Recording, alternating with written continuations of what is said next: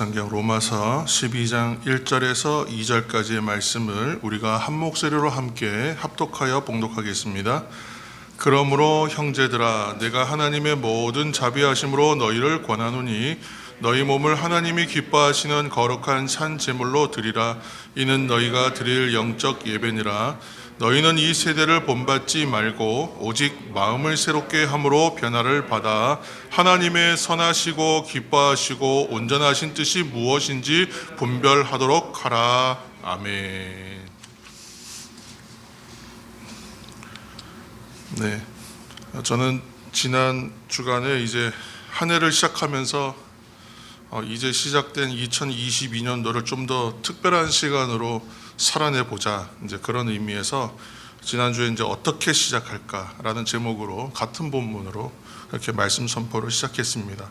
그리고 이제 올 한 해에 대한 생각을 좀 정리하는 시간, 이제 리트릿의 시간이라고 이제 제가 말씀드렸는데, 리트릿이라는 말 자체가 좀 우리 이제 개신교에서 이제 먼저 쓴 용어는 아니지만, 리트릿이라는 시간은 이제 잠시 물러남의 시간, 뒤로 이제 한 발짝 물러나는 시간, 제가 이제 표현하는 말로는 숨고르기의 시간으로 이제 생각하여서 지난 한 주간의 이제 리트릿 시간을 가졌습니다. 그래서 이 리트릿을 통해서 일상의 과제들, 맨날 생각해야 되는 일들을 좀 내려놓을 수 있기 때문에 잠시 내려놓고 한 가지 주제 또는 두 가지 주제에 좀 더 깊이 생각할 수 있는 시간들을 좀 가졌습니다.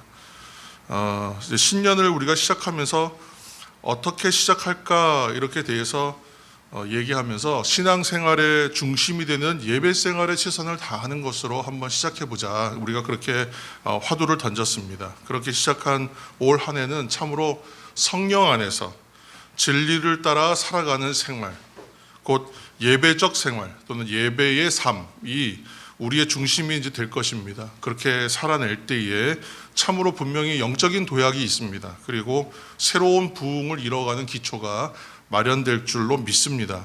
그리고 이제 이어서 오늘은 이제 로마서 12장을 중심으로 한 두 번째 시간인데, 그렇다면 이제 어떻게 살아갈까에 대하여 다시 한번 제목을 이제 정하여 말씀을 전하고자 합니다. 로마서 오늘은 12장 2절 말씀에 우리가 방점이 있습니다. 그래서 12장 2절을 개역 개정으로 다시 한번 읽겠습니다. 너희는 이 세대를 본받지 말고 오직 마음을 새롭게 함으로 변화를 받아 하나님의 선하시고 기뻐하시고 온전하신 뜻이 무엇인지 분별하도록 하라. 아멘. 사랑하는 성도 여러분, 이제 벌써 이제 새해는 시작되었죠. 2022년도는 시작이 되었습니다. 오늘 읽은 말씀은 예배의 삶을 살겠다, 그렇게 이제 고백한 성도들이 그렇다면 삶을 어떻게 살아야 하는가에 대하여 이제 말씀하고 있는 내용입니다. 한마디로 첫 주일에 우리는 어떻게 시작할까를 이제 얘기했기 때문에 이제 이어서 어떻게 살까를 이제 이야기하는 것은 자연스럽습니다. 오늘 2절 말씀을 이제 다시 한번 읽을 텐데, 이번에는 쉬운 성경 번역으로 한번 읽겠습니다. 쉬운 성경입니다.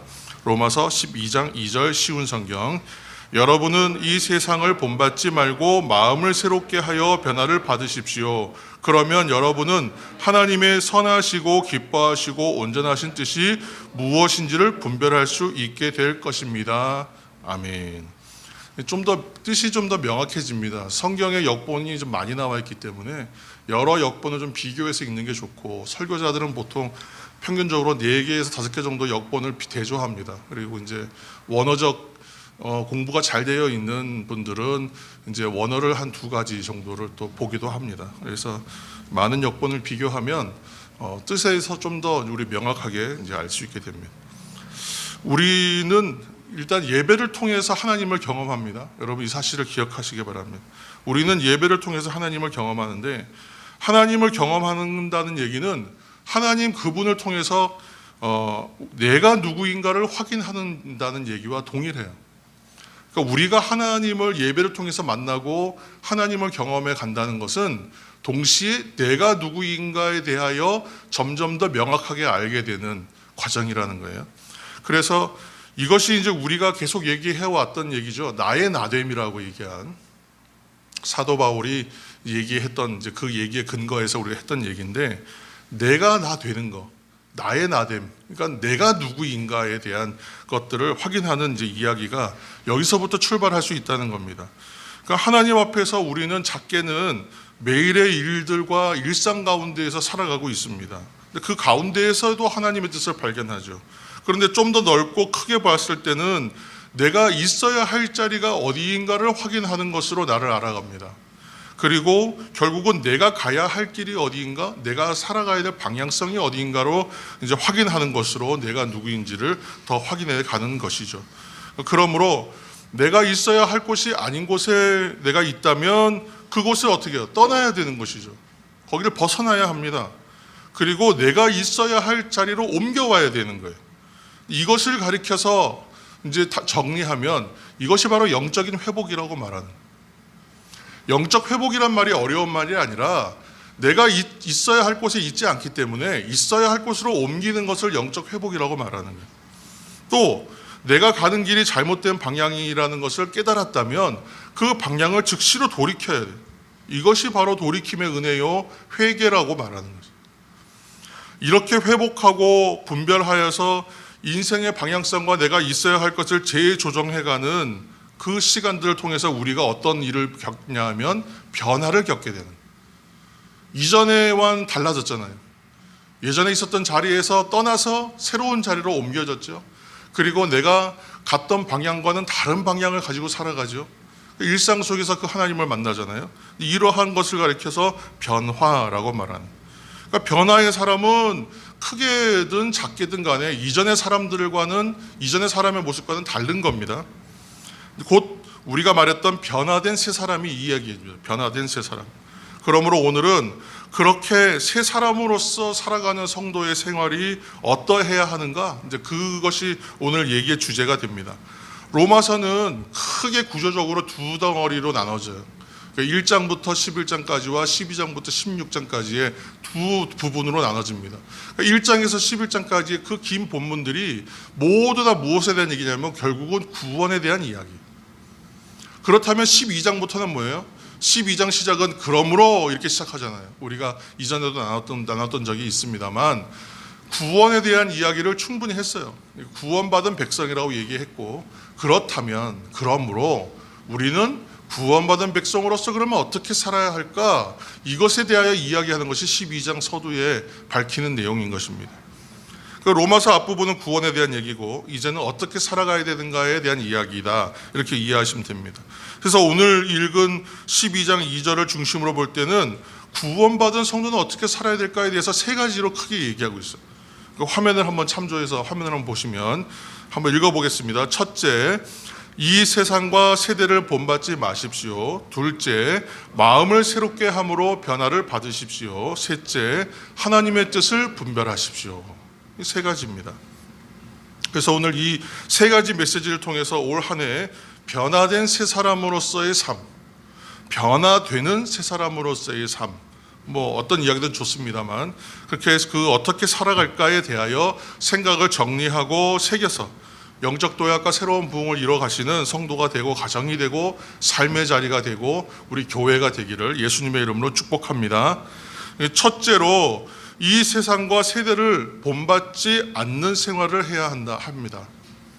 그러니까 오늘날 현대인들이 이제 가장 민감한 것 중에 하나가 뭐냐면 트렌드라고 하는 유행입니다. 입는 것, 꾸미는 것, 먹고 마시는 먹거리에 이르기까지 다 유행이 있습니다. 음악도 춤도 헤어스타일도 다 유행이 있고 사용하는 언어와 말까지도 다 유행이 있습니다. 그래서 유행을 따르지 않고 유행을 쫓아가지 않으면 도태되는 그런 느낌이 들고 좀 동떨어지는 사람이라는 생각이 듭니다. 그러니까 지금 유행을 따르는 것이 무조건 나쁘다, 잘못되었다는 말씀드리는 것이 아니라 유행만을 열심히 쫓다 보면 생기는 부작용도 있더라는 거예요. 그것이 자신만의 생각이나 자신만의 고유한 특성이 자리 잡은 상태에서 유행을 타는 것은 좀 괜찮은데 이것이 형성되지 않은 상태에 있는 사람이 유행만을 쫓아가다 보면 자신이 갖고 있었던 고유한 특질이나 아니면 스스로 이제 만들어졌어야 될 자신만의 고유한 개성이나 중심이나 이런 것들이 미처 연결거나 세워지지 못하고 무너질 수 있다는 것입니다. 개개인에게 주어진 고유한 멋짐이 있어요. 그런데 이 독창적인 개성도 있고, 그런데 이것이 무시됩니다. 신앙적으로 말하면 중심 없는 신앙생활이 되기가 쉽습니다. 간단한 예를 들면 제가 청년 시절이었던 90년대 얘는 정말 많은 변화가 있었던 시기입니다. 지금도 뭐 변화는 무척 빠르고 많은 일들이 일어나지만 90년대는 어떤 이전과는 달라지는 좀 문화의 어떤 변화가 혁명이 일어나는 시기였다고 이제 사람들이 많이 평가하는데 90년대에 이제 저는 그 유행에서 좀 약간 비켜나 있는 사람이었지만 그때 많은 일들이 일어났는데 먼저 제일 눈에 띄고 기억났던 거는 머리색을 바꾸는 거예요. 머리색을 바꾸는 거예요. 염색하는 거예요. 그 이전까지는 뭐 새치나 흰머리 감추기 위한 염색은 있었지만 자신을 돋보이게 하기 위해서 염색하는 것들이 그렇게 많지 않았어요. 그래서 그 트렌드가 유행하기 시작하고 좀 지나고 나니까 이제는 아예 뭐 영화 제목이 뭐 노랑머리 뭐 이런 영화 제목이 나와야 될 정도로 그렇게 하나의 어떤 좀 문화의 변화였다는 것이죠. 제가 이제 90년대부터 교회 학교 학생들 지도하고 이미 목회자로 이제 살았는데 교회 학교 부서에서도요. 오늘은 이 색깔, 다음 주에는 저 색깔. 쟤는 뭐 빨주 노초 파나 뭐 다 할 건가 보다 이렇게 생각할 정도로 머리를 이렇게 바꾸는 친구들이 있었어요. 특히나 이제 방학을 하면 뭐 한두 명이 아니라 전체적으로 알록달록해집니다. 그래서 뭐 농담도 하고 막 그랬어요. 야, 여기 꽃이 다 피었다, 한겨울인데 이런 얘기하고 그랬었는데 아이들이 이제 방학을 하면 머리색을 과감하게 바꿔서 시선을 끌어요. 그리고 이 색깔도 하고 저 색깔도 하다가 또 그 색깔을 바꾸려고 하니까 탈색이라고 해서 색깔을 뺀다는 거예요. 또 그렇게 하다 보니까 어떤 일이 생기겠습니까? 색상을 인위적으로 머리색을 바꾸기 위해서 좀 무리를 해야 되는 거예요. 그러니까 이 모발이 다 상합니다. 머릿결이 다 상하고 또 이 두피에도 손상을 입어서 건강에도 안 좋아요. 제가 염색하는 것을 지금 비난하거나 나쁘다는 말씀 드리는 것이 아니라 유행만을 그렇게 열심히 따르고 가는 그 마음의 심리가 무엇인가를 이제 우리가 생각해 보아야 한다는 거예요. 왜 그렇게 유행을 쫓는가? 먼저는 남들이 하니까 내가 유행에서 뒤처지면 안 된다라는 그런 조급한 마음이 생길 수 있습니다. 이것은 왜 그럴까 생각해 보았더니 사람들이 일단은 사회적 분위기 자체가 외양을 중시하기 때문에 겉으로 드러나는 모습으로 그 사람 평가하고 이해하려고 하는 성향이 강하기 때문에 그렇다는 거예요. 유행을 따름으로 그것 스스로 자신의 만족함을 얻는 것도 있지만 유행을 따름으로 인하여 실상은 내가 뒤처지면 안 되겠다라는 조급증이 있다는 거예요. 그리고 거기서 한 발 더 앞서서 내가 이 유행을 선도해서 돋보이는 사람이 돼야 되겠다. 앞서가는 사람이 되겠다. 이것을 잘해서 내가 앞서가야 되겠다라고 생각하는 사람들도 있다는 것이죠. 결국은 이건 심리의 문제라는 것입니다. 이러한 모습들이 사회 전반에 다 드러나는데 그 제일 좀 많이 보이는 게 뉴스를 보면 작년에는 뭐 배추가 뭐 부족했는데 올해는 배추가 너무 많아서 또 난리가 나고 그러니까 농산물 작황의 어떤 변화가 굉장히 낙폭이 크지 않습니까? 왜 그렇다, 왜 그런가 하면 무엇이 좀 잘 되고 무엇이 가격이 좋다. 이게 좀 희귀성이 있고 돈을 많이 번다고 생각하면 내년에는 그걸 잔뜩 심는 거예요. 그래서 너무 많아져가지고 가격이 폭락이 일어나는 이런 일들을 제 인생 가운데서 수도 없이 봤습니다. 농사 짓는 분들도 그렇게 그 유행 따라가기 때문에 실패하는 경우도 많았어요. 성공하는 사람들은 어떤 분이냐 하면 세상 사람들이 뭐라고 하든지 간에 자기 고집대로 하는 사람도 있어요, 가끔. 근데 고집대로 해서 도태되거나 실패하는 경우도 있지만 한 가지 작물, 특용작물을 또 개발해서 그것만 우직하게 승부하는 사람들이 결국은 성공하는 것도 많이 봤어요. 왜 근데 이런 일들이 반복되는가? 사람들이 오늘 말씀대로 하면 이 세대와 이 세상을 따라가기 때문에 생기는 문제다. 이때 사람들이 따르는 이 세대라고 말하는 것은 이 시대의 힘을 말하는 거예요. 그러니까 세상의 힘은 대표적으로 권력이나 돈을 이야기할 수 있습니다. 그러니까 누가 잘 되었다 그러면 돈을 많이 벌었다는 얘기잖아요. 누가 잘 되었다 그러면 저 사람이 경제적으로 성공했다는 얘기를 먼저 하게 됩니다. 그렇기 때문에 그걸 따라가는 거예요. 그러니까 이 세대를 따르는 삶이란 그렇게 해서 많이 가져야만 내가 우월해지고 내가 적게 가지면 어떻게 돼요? 열등해지기 때문에 열등한 자리엔 내가 설 수 없다는 거예요. 한때 루저라는 말도 한참 유행했잖아요.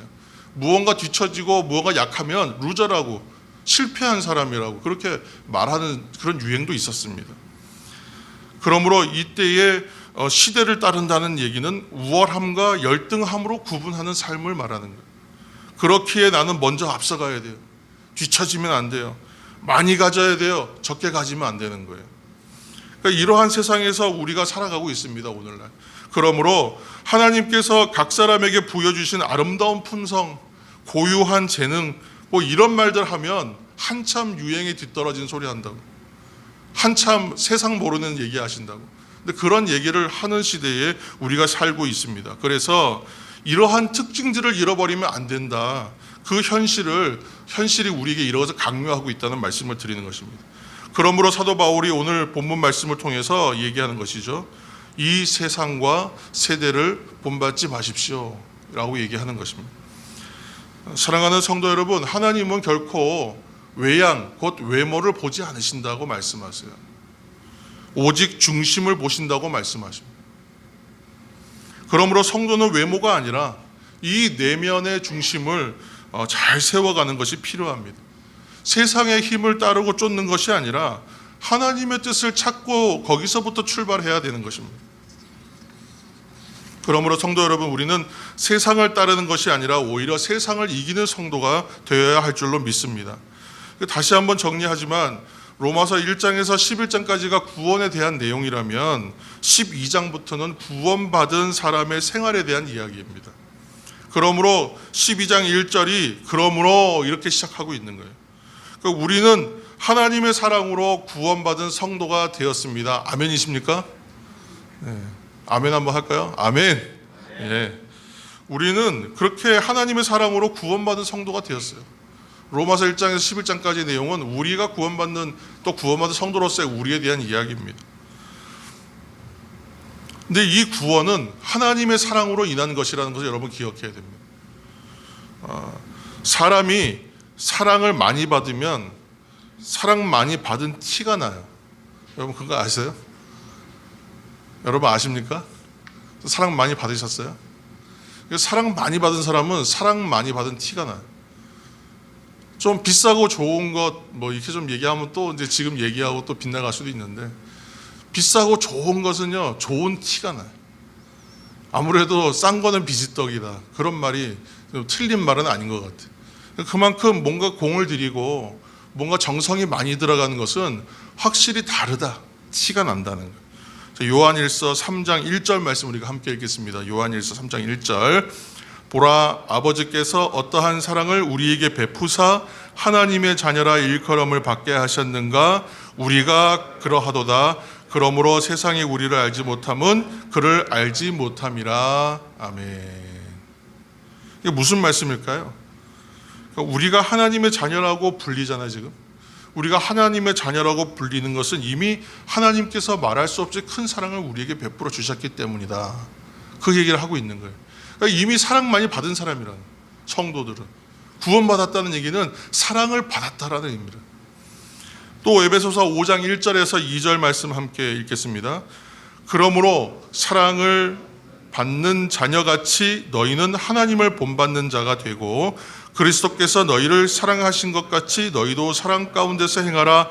그는 우리를 위하여 자신을 버리사 향기로운 제물과 희생 제물로 하나님께 드리셨느니라. 아멘.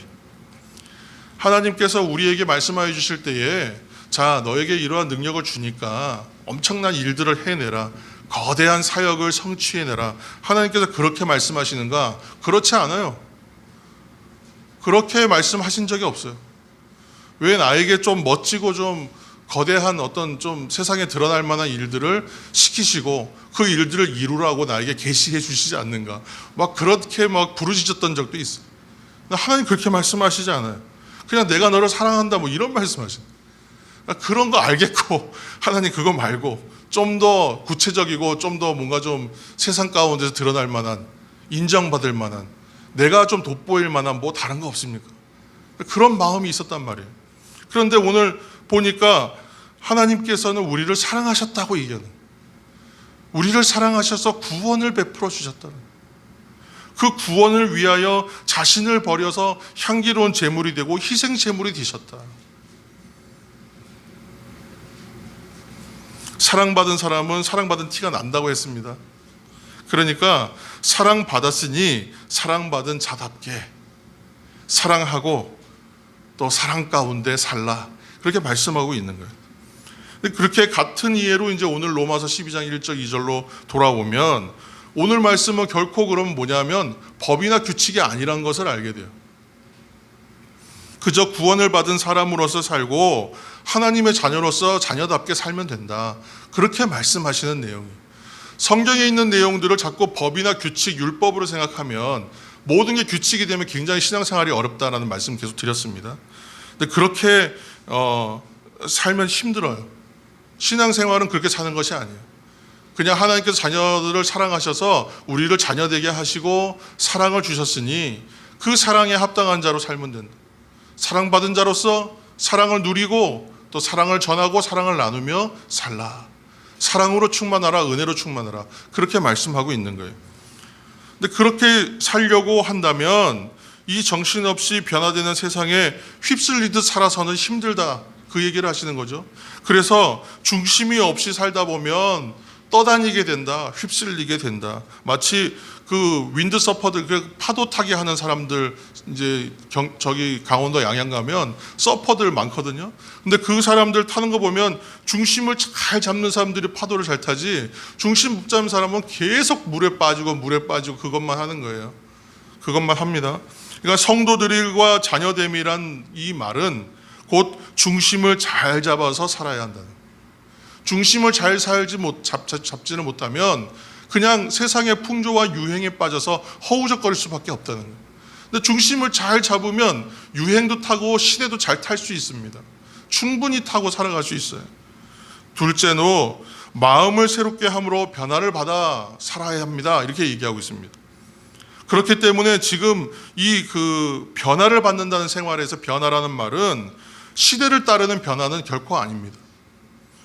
갑자기 달라진 성품이나 성격으로 살아야 된다는 얘기도 아니에요. 그러니까 내가 은혜 받았으니 이전과는 확 달라진 사람이 돼야지. 성경에도 표현들 좀 보면 생각을 확 바꿔서라는 표현이 있어요. 그렇지만 사람이 갑자기 인격과 성품이 한 번에 확 변하지 않아요. 오늘 내가 은혜를 충만하게 받아서 기도원 가서 하나님께 부를 받아도요, 갑자기 성격이 변하진 않아요. 여러분 이해하시죠? 갑자기 사람이 그렇게 변할 수는 없어요. 중요한 거는 마음가짐의 얘기예요. 중심에 대한 이야기예요. 오늘 12장 2절 말씀 보시면 변화를 받아 그랬어요. 변화를 받아. 자, 그러면 변화는 어떻게 하는 거라고요? 내가 변하는 것이 아니죠. 내 성격과 성품이 내가 어떤 큰 마음을 각성해서 갑자기 확 변하는 게 아니에요. 지금 얘기는 뭐냐면 변화는 받는 것이다 라고 얘기해요. 변화는 하는 것이 아니라 변화도 받는 것이에요. 내가 변할 수가 없어요. 갑자기 안 된다니까요. 어떻게 받을 수 있는가? 그렇다면 고린도 후서 5장 17절 말씀으로 갑니다. 고린도 후서 5장 17절 함께 읽겠습니다.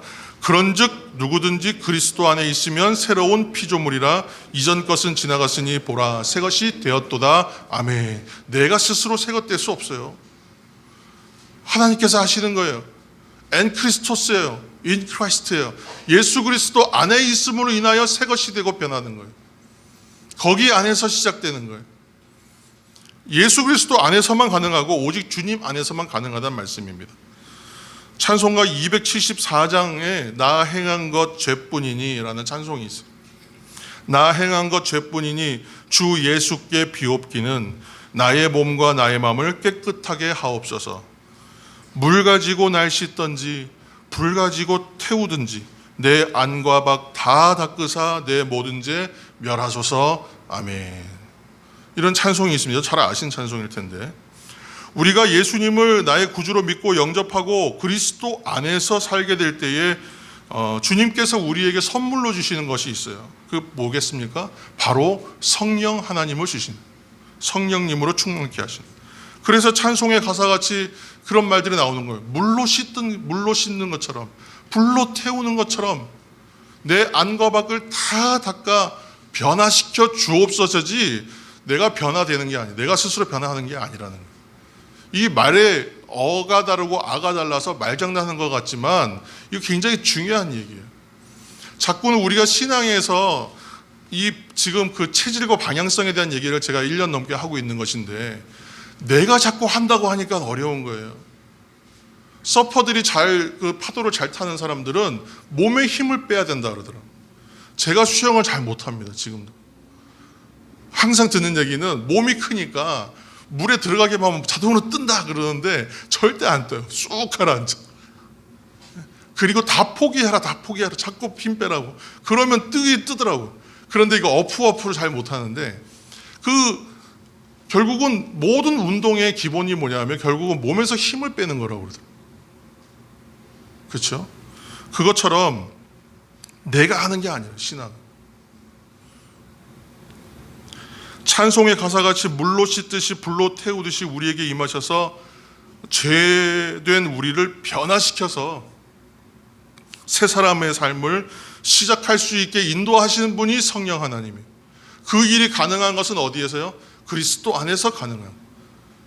오늘 로마서의 얘기들이 뭐냐면 결국은 그렇게 예수 그리스도 안에서 성령을 받아 시작할 수 있도록 하나님께서 뭐 주셨냐면 사랑으로 구현되어 있는 구원을 우리에게 주셨다. 구원받은 백성은 예수 그리스도 안에서 새 사람 된 삶을 시작하는 것이다. 그렇게 얘기하고 있는. 자, 이제 중요한 마지막 세 번째입니다. 셋째, 하나님의 뜻을 분별하시길 바랍니다. 고린도후서 2장 17절 말씀 함께 읽겠습니다. 우리는 수많은 사람들처럼 하나님께 받은 것 같이 하나님 앞에서와 그리스도 안에서 말하노라. 아멘. 제가 계속 이제 입에 요즘에 달고 다니는 이야기입니다. 하나님 앞에서와 그리스도 안에서. 기도할 때 이 말을 빼놓지 않고 합니다. 사도 바울이 이렇게 말할 수 있었던 근거는 뭐냐면 하나님의 뜻을 알았다는 거예요. 하나님의 뜻을 알았다. 하나님의 뜻을 알았고 하나님의 말씀대로 살았다. 그랬다는 거거든요. 지금. 그러니까 성도의 생활은 하나님의 뜻을 알고 하나님의 말씀대로 사는 거예요.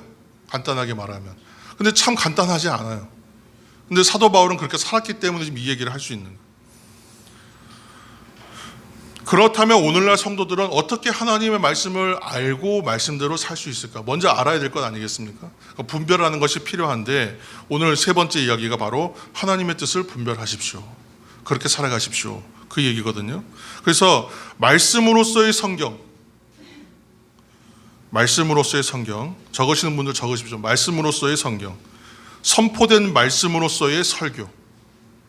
계속 여러 번 얘기했던 이야기지만 이 하나님의 말씀으로서의 성경을 가까이 하는 것으로 시작해야 돼요. 그리고 선포된 말씀으로서의 설교를 잘 들으셔야 돼요. 설교할 때 다른 생각하면 안 돼요. 시간이 약 한 30분에서 40분 정도 시간인데 가만히 앉아서 집중하는 게 쉬운 게 아닙니다. 그 훈련입니다. 근데 이제 말씀을 머릿속으로 생각하면서 가슴으로 내리려고 애써야 돼요. 성경 읽을 때도 머리로 생각하지만 눈으로 보고 마음으로 가슴으로 내리려고 애써야 돼요.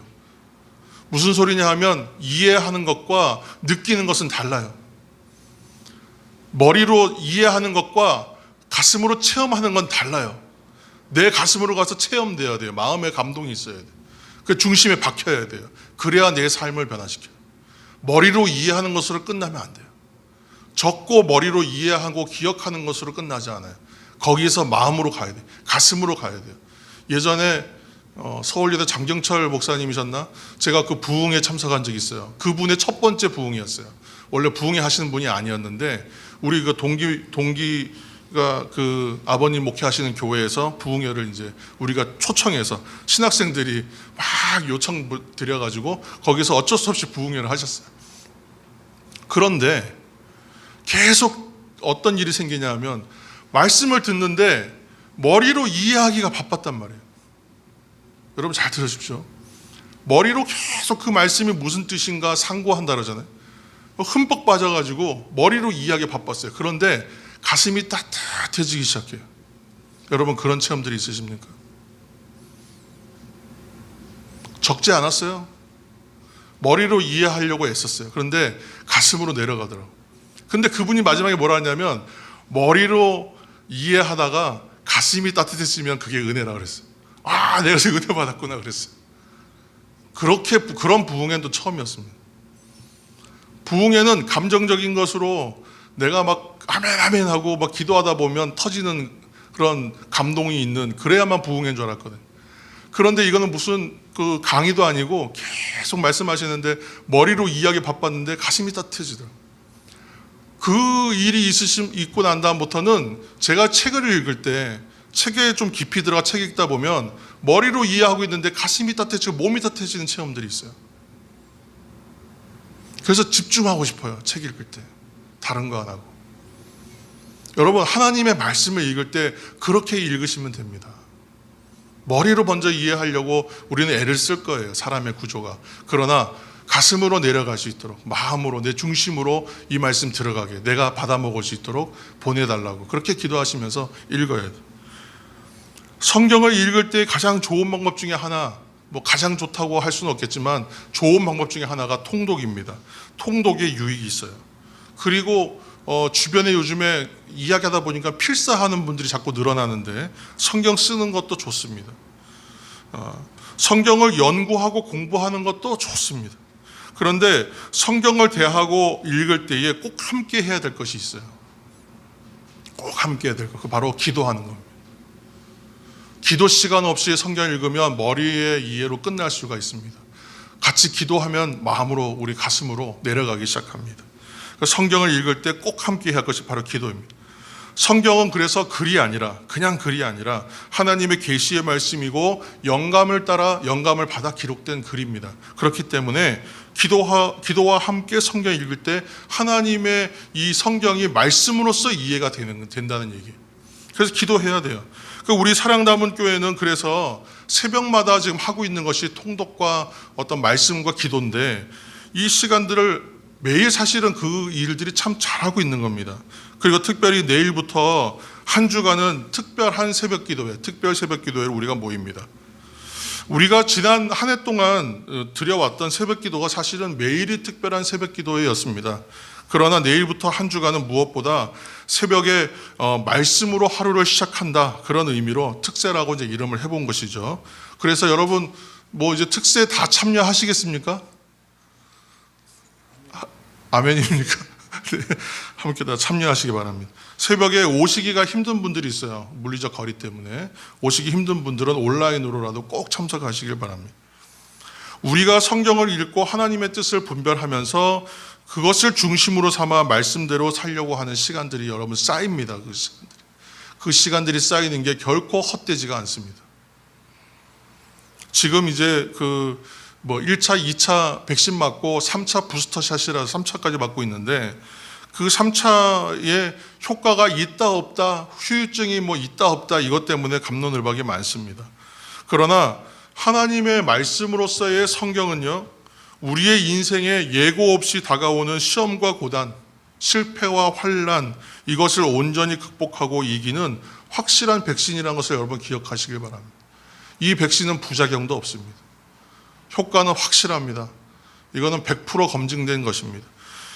왜냐하면 우리 인생 가운데서 정신력이나 육체의 힘으로만 감당할 수 없는 문제들이 많이 일어납니다. 이때에 몸도 안 되고 정신도 안 될 때에 나를 지켜주고 밀어주는 힘이 필요합니다. 바로 영적인 힘입니다. 이 영적인 힘의 밸런스를, 이 내공을 키우고 내력을 키우는 방법은 말씀밖에 없어요. 말씀을 읽을 때는 기도가 꼭 동반돼야 되고, 말씀과 기도가 풀리지 않을 때는 찬송하면서 풀어내야 돼요. 그렇게 해서 여러분 풀리시면 말씀 안에서의 정말 그 큰 보고들을 여러분 확보하는 거예요. 2022년도가 새로워지고 2022년도가 구원을 받은 백성으로서의 이 땅 가운데 삶을 잘 살아내는 방법은 말씀으로 시작하는 거예요. 어떻게 시작할까요? 예배로 시작합니다. 무엇으로 살까요? 말씀으로 살아내자는 얘기입니다. 그래서 지금 우리에게 주어진 이 은혜의 때를 여러분 잘 분별하시기를 예수님의 이름으로 축복합니다. 세상의 길과 하나님을 따르는 길이 어떻게 다른가를 여러분 분별하시길 바랍니다. 세상이 줄 수 없는 지혜가 말씀 안에 있습니다. 헤쳐갈 길과 피할 길과 이길 길을 그 안에서 주십니다. 세상이 줄 수 없는 평안과 위로를 하나님이 주십니다. 그러니까 세상의 힘을 따르고 유행을 쫓으며 가는 길이 아니라 우리의 길은 생명이 있는 길이요, 구원받은 자녀로서 사랑으로 구원받은 인생이기 때문에 진정한 자랑이 있는 길을 기쁨으로 걸어가야 합니다. 하나님 안에서 하나님 앞에서 그리스도 안에서 성령의 인도함을 받는 우리 사랑담은 교회 성도들은 세상의 힘에 그래서 굴복될 수가 없어요. 세상의 힘을 부러워할 이유가 없어요. 지금도 우리 좌우에 함께 계신 분들이 있잖아요, 여러분. 성도들과 이 신앙의 공동체된 교회가 있습니다. 우리가 지금 작다, 미약하다, 이것은 내 눈으로 판단하는 관점이에요. 근데 이것을 하나님께서 세우셨고 하나님께서 만들어 가신다고 생각하면 결코 우리가 작다, 약하다라고 말할 수 없는 거예요. 하나님께서 이 지금 좌우에게 주신 이 분들이 여러분 하나의 성도된 분들이요, 하나의 교회된 분들이라는 것을 여러분 기억하시길 바랍니다. 주 안에서 그래서 우리가 함께 해야 될 것은 손을 맞잡는 거예요. 그리고 함께 걸어가는 거예요. 특세를 통해서 또 한 걸음을 함께 걸어가시는 우리들이 되시기를, 우리 사랑담은 교회가 되시기를 예수님의 이름으로 축복합니다. 아멘. 기도하겠습니다. 사랑의 하나님 감사합니다. 우리가 하나님의 은혜 가운데에서 교회가 되고 성도가 되고 하나님의 자녀가 되어서 살아가게 하셨으니 감사합니다. 구원받은 백성으로서 이 땅에서 살아갈 때에 이 한 해를 예배로 시작하게 하시고 또한 말씀으로 살아내게 하나님 오늘 인도하여 주시니 감사합니다. 이 한 해 그렇게 살아갈 때에 영적인 도약이 놀랍게 일어나게 하여 주시고 새로운 부흥을 경험하는 2022년도 한 해가 될 수 있도록 축복하여 주옵소서. 내일부터 특별한 새벽 기도회를 저희가 한 주간 진행합니다. 하나님 그 시간 가운데에 말씀으로 뜨겁게 하여 주시고 머리로 이해하여 가슴이 뜨거워지는 놀라운 체험들을 가짐으로 2022년도를 말씀으로 힘있게 시작하는 우리 모든 성도 되게 도와주옵소서. 예수님의 이름으로 기도합니다. 아멘.